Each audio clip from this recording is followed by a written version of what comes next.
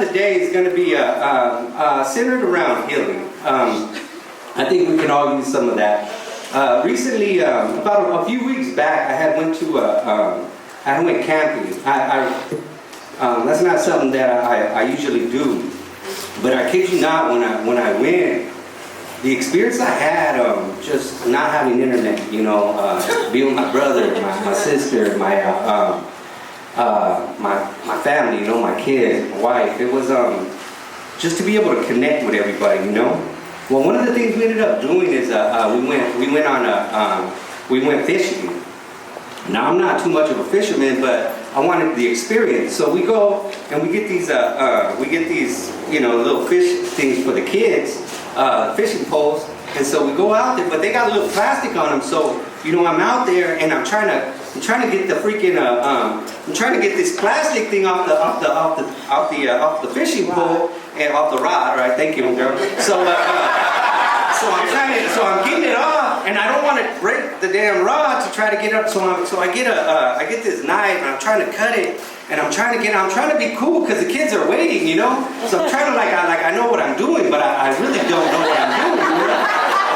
So finally I'm cutting it, and bam, I cut it, and then all of a sudden I see blood everywhere. I cut my hand. Now I'm really feeling like damn. And we're right about to jump on the damn boat, right?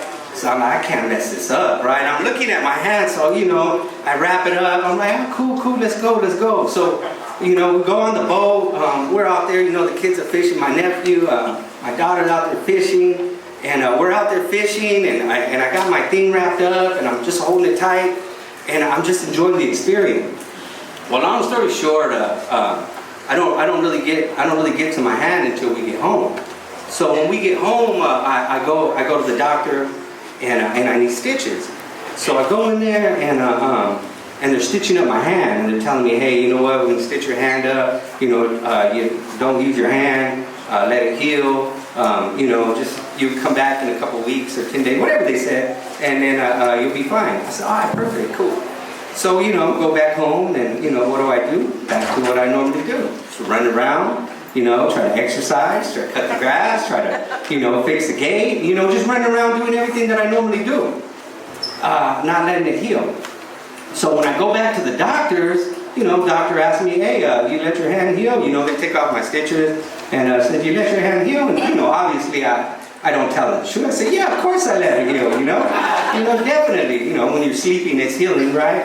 But, so what happens is, she said, yeah, you did. I said, yeah, it should be fine. So when she shows me my hand, it's wide open still. It didn't heal. So they had to put glue and then some butterflies, whatever they did. And one thing that she said, how she said it, but she said, you have the rest of your life to do things. All you need is to let your hand heal for 10 days.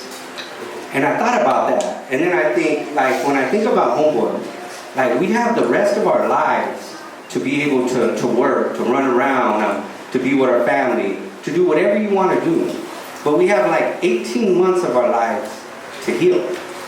And if we don't allow ourselves to heal, and we continue to do the same thing that we always do, and when I'm talking about healing, I'm not just talking about classes, and I'm not just talking about therapy. What I'm talking about is relational healing.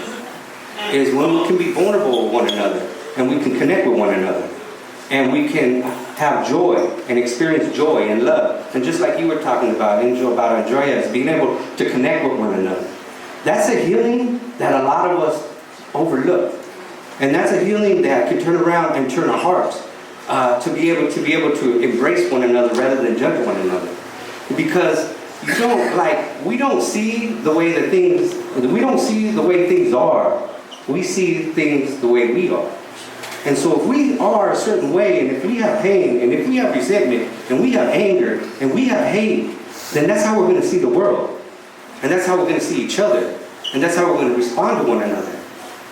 But if we're able to change that, and we're able to heal, and we're able to respond with love, compassion, then that is a game changer.